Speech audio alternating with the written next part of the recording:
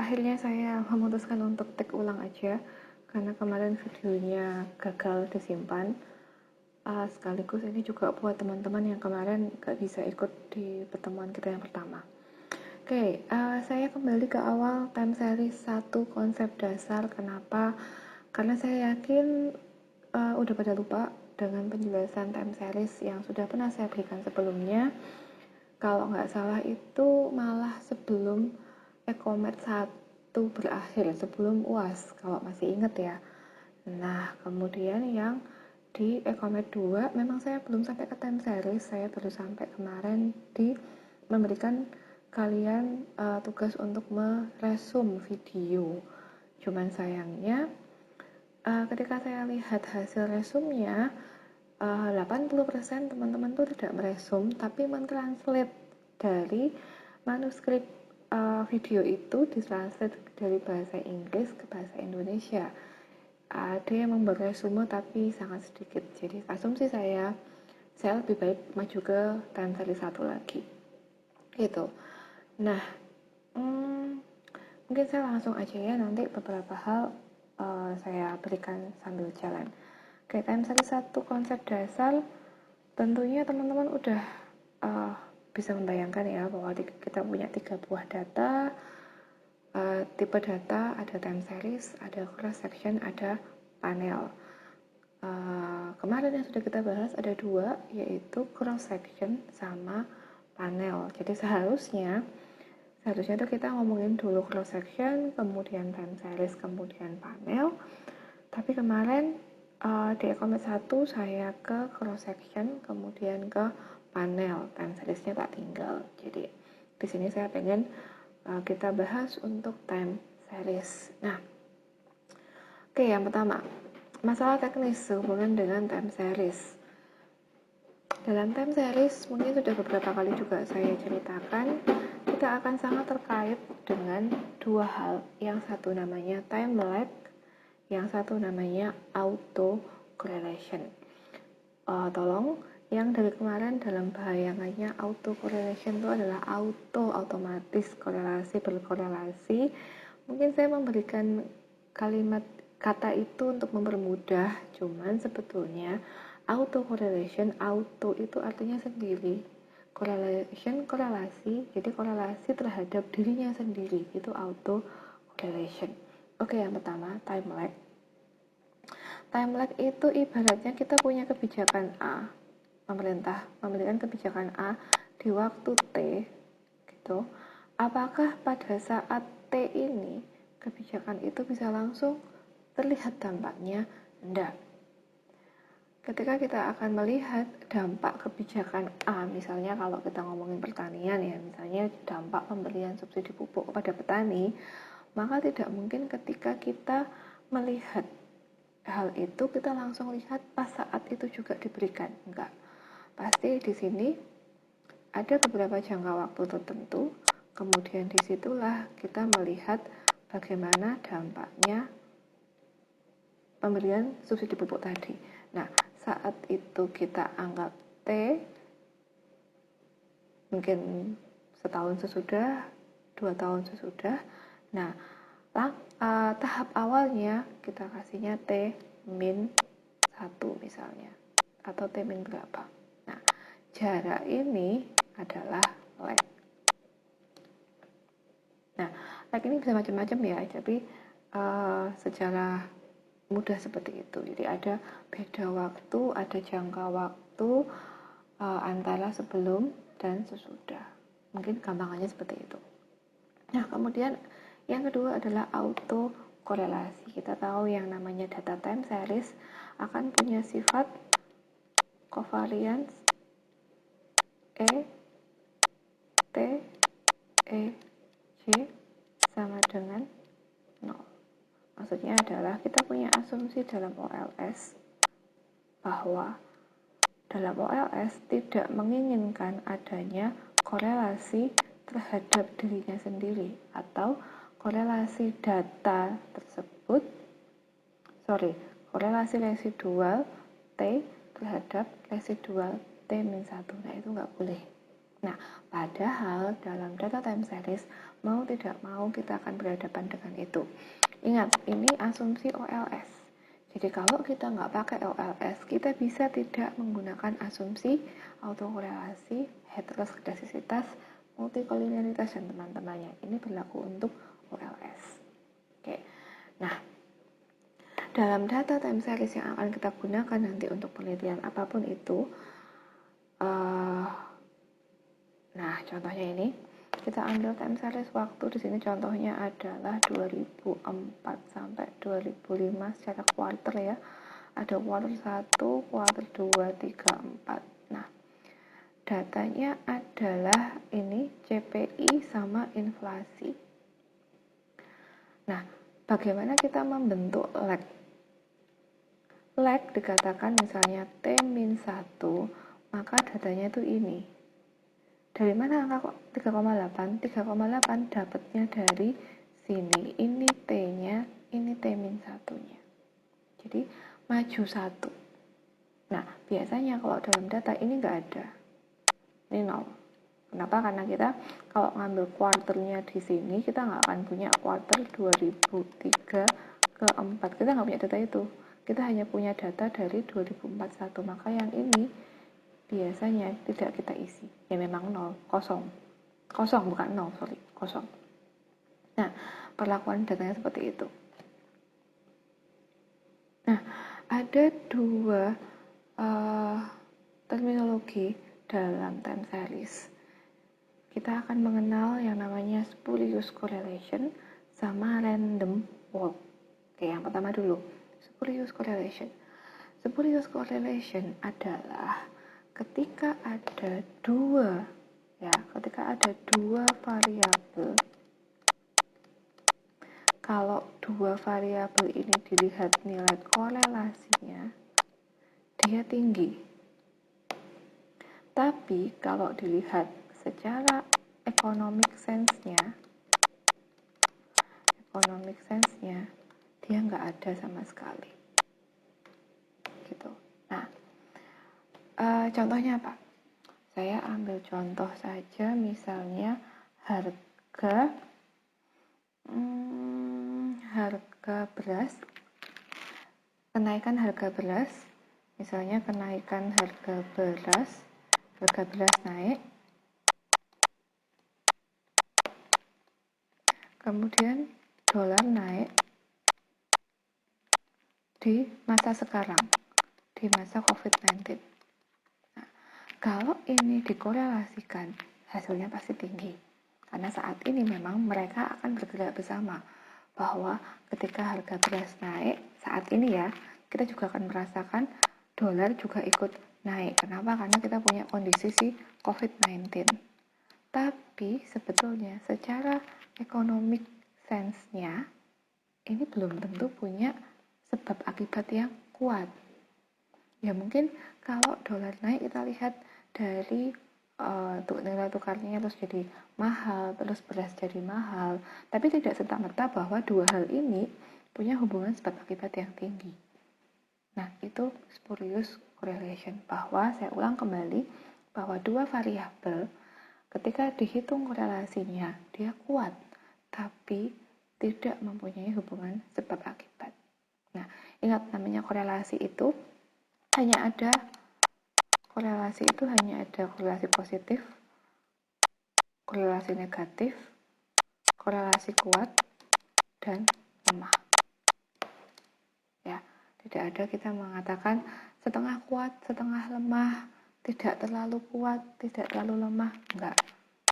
Oke, ini mungkin bisa kita bahas di pertemuan selanjutnya, atau mungkin Anda bisa meninggalkan komentar di Google Classroom. Oke.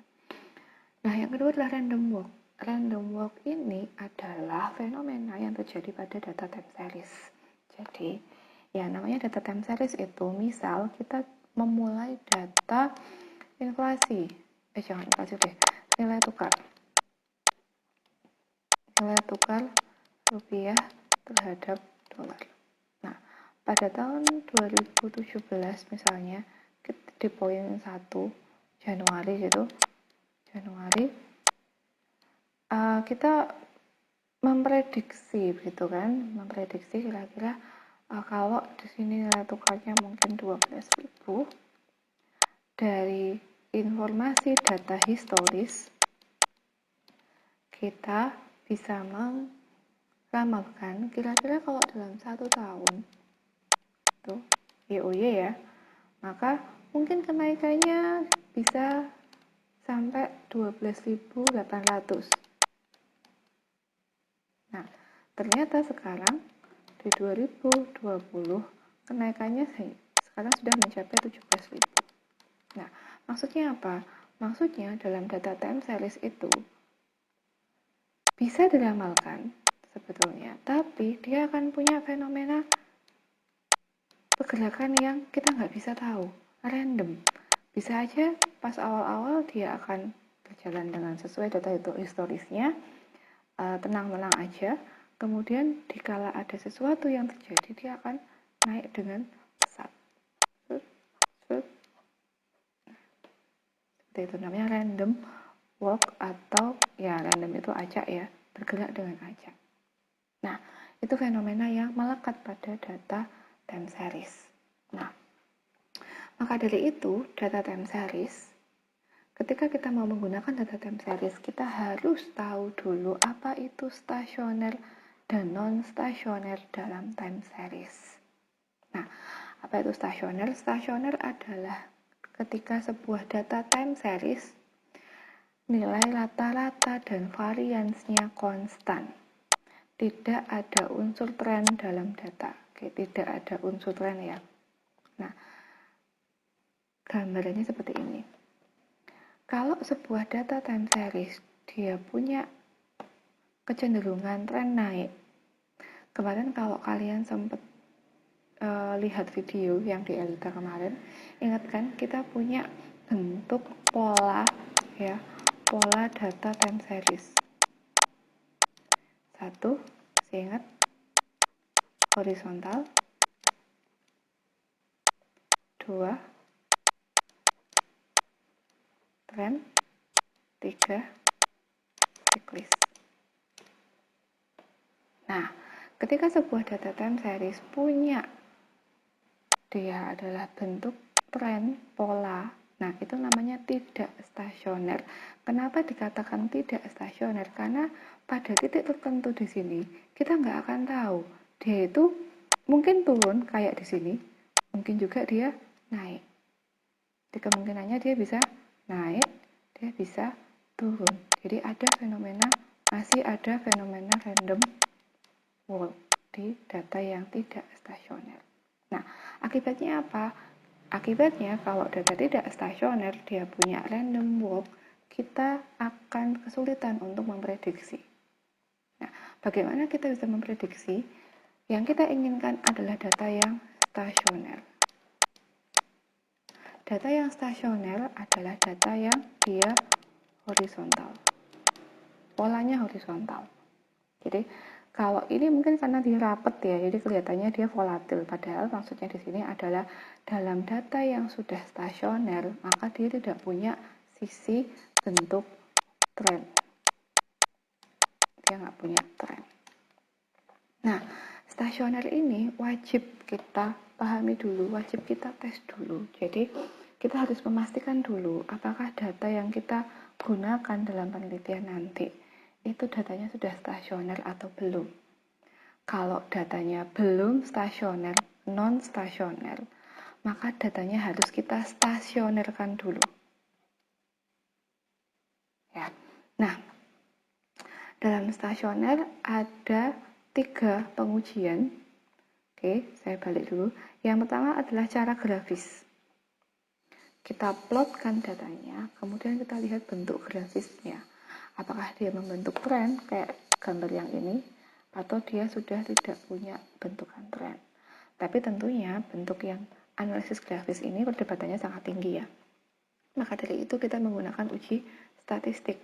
Kita pakai yang namanya autocorrelation function sama korelogram. Jadi ini grafik ini namanya korelogram. Nah, kemudian kalau kalian lihat titik-titik di sini, titik-titiknya ada garis yang lurus ya, garis ya semua lurus sih, garis yang tidak putus-putus sama garis yang putus-putus. Nah, Ini disebut dengan garis Bartlett.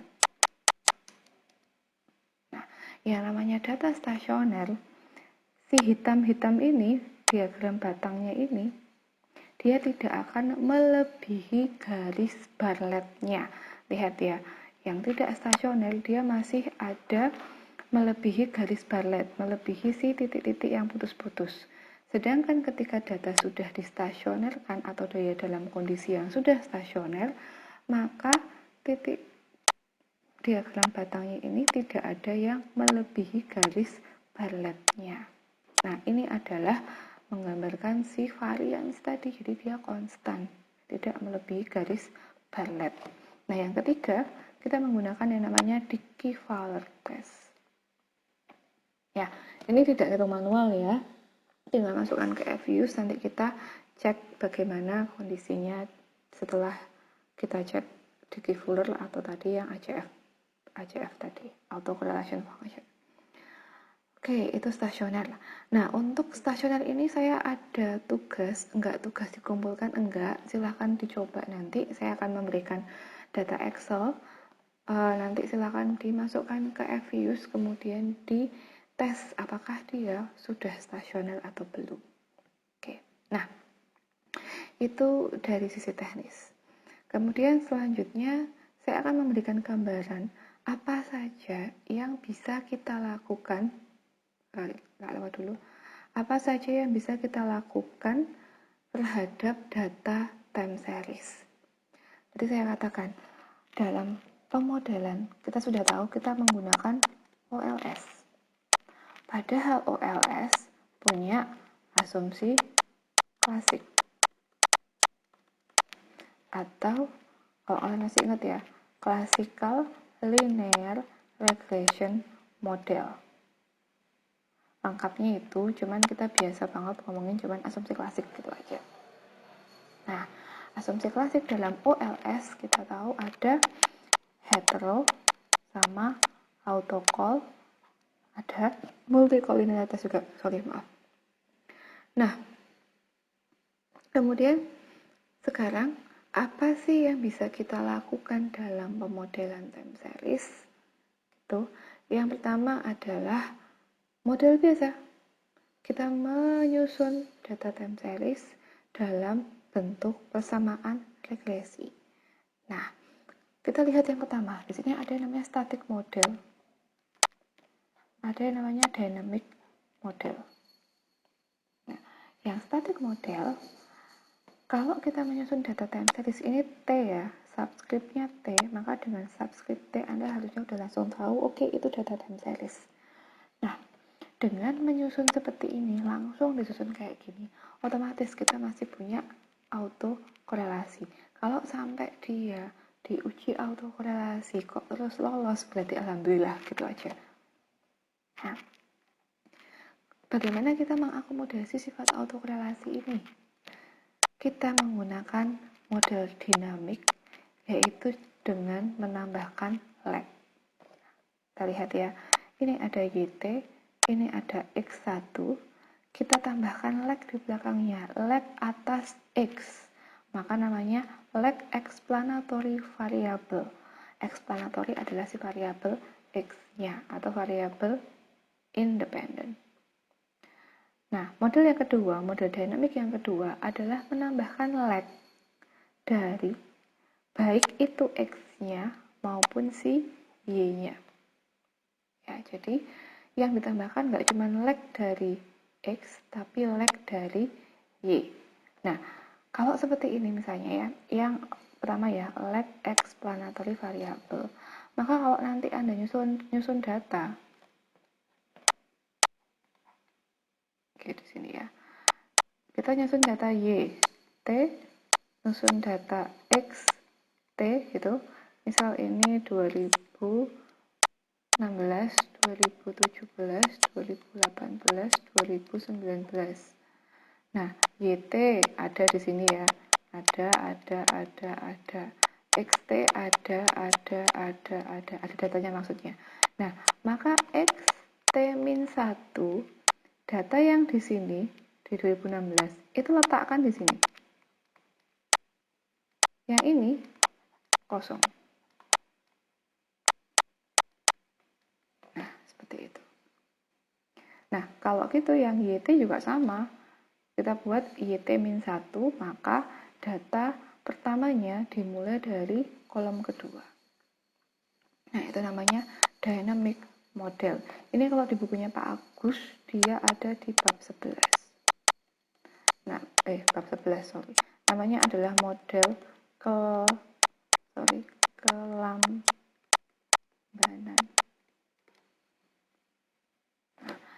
Itu untuk pemodelan data time series. Kemudian apa yang bisa kita lakukan selanjutnya untuk time series adalah peramalan. Meramalkan ini ya bukan dukun ya, maksudnya kita melakukan metode statistik untuk meramalkan bagaimana kondisi data itu sekian tahun ke depan, sekian periode waktu ke depan. Nah, ada beberapa metode, ada smoothing, autoregressive, moving average, ARIMA, dan banyak lagi yang lain. Nah, ada juga pakai proyeksi tren. Nah, peramalan ini intinya hanya menggunakan data histori, data masa lalu, kita gunakan untuk meramalkan sebuah nilai di masa datang. Nah, kalau dalam prakteknya, kalau kita mau meramalkan, kita nggak bisa cuma bikin satu model seperti ini, kemudian kita baca, enggak. Kalau di peramalan, kita akan menggunakan banyak model, kemudian dari beberapa model itu nanti kita bandingkan mana model yang paling tepat meramalkan sesuatu. Jadi kita bisa pakai ini misalnya, meramalkan harga saham JII, Jakarta Islamic Index, tahun 2028. Apa itu? 8 tahun ya, satu window. Nah, menggunakan autoregressive, moving average, dan ARIMA.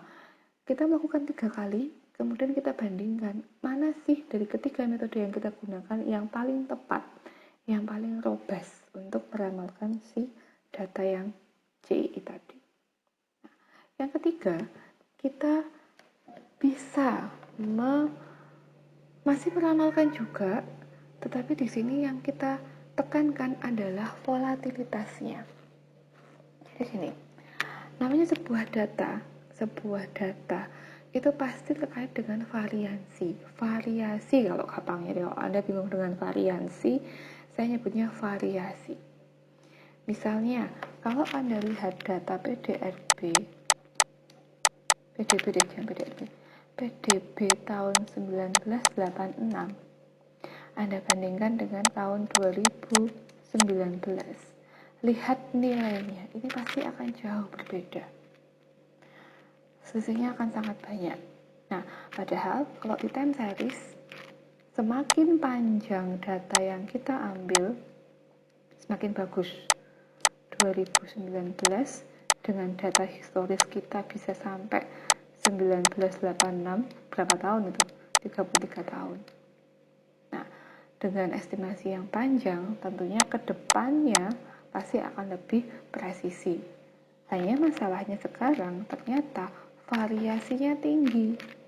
Nah, variasi yang tinggi itu akan menyebabkan yang namanya heteroskedastisitas. Nah, kalau ini diabaikan gimana? Ya, sebelum-sebelumnya pun kalau kita pakai model yang ini, itu kita mengabaikan. Maksudnya, kalau ada, ya kita obati, seperti yang sudah saya katakan kemarin. Kalau tidak ada, ya alhamdulillah. Nah, kalau volatility model, kalau kita memodelkan volatility, ini malah kalau heterosnya nggak ada, kita nggak bisa lanjut. Jadi yang di sini kita tes dulu, nanti ada namanya uji arch effect. Ini untuk ngetes dulu, menguji dulu dalam sebuah data ada nggak sifat heteroskedastisitasnya.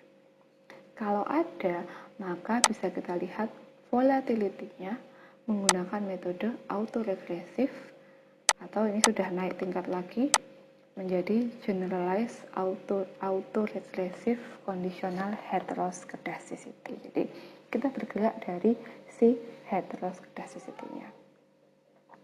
Oke. Kemudian yang keempat, dalam data time series kita akan menghadapi namanya isu kointegrasi dan causality. Apa itu kointegrasi? Itu ibaratnya ketika kita punya sebuah data, kita punya dua buah data A dan data B.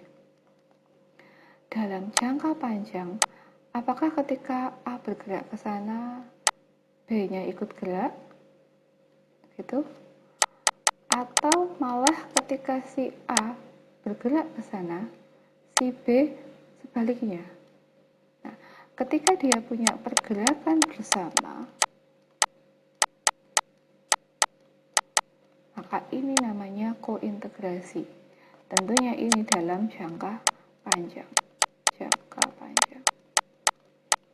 Nah, kalau causality adalah hubungan timbal balik. Jadi A mempengaruhi B, tapi B bisa juga mempengaruhi A, itu causality. Nah, dua isu ini sangat menarik kalau kita bahas di time series. Nanti ujinya apa? Beda lagi. Nanti kita bisa pakai yang namanya ECM, VECM, ada VAR, ada SVAR, dan lain-lain. Gitu. Nah, 4 hal itu yang bisa kita gali dari time series, dan saya yakin kan untuk perkembangan time series ini sangat luas ya, jadi bisa aja tahu-tahu ada metode baru. Itu sangat tidak maksudnya itu sangat bisa terjadi. Oke, mungkin itu penjelasan dari saya untuk time series ini. Pengantar dulu. Pada pertemuan ini saya akan minta Anda dulu untuk lebih memahami tentang stasioner. Nanti di pertemuan kedua saya bahas. Nanti pertemuan kedua kita akan membahas bagaimana kita melakukan modeling data time series menggunakan dynamic model. Oke. Kalau ada pertanyaan, kalau ada diskusi, silahkan taruh diskusinya di Google Classroom. Kemudian nanti akan kita bahas di situ. Oke, saya akhiri. Terima kasih. Selamat malam.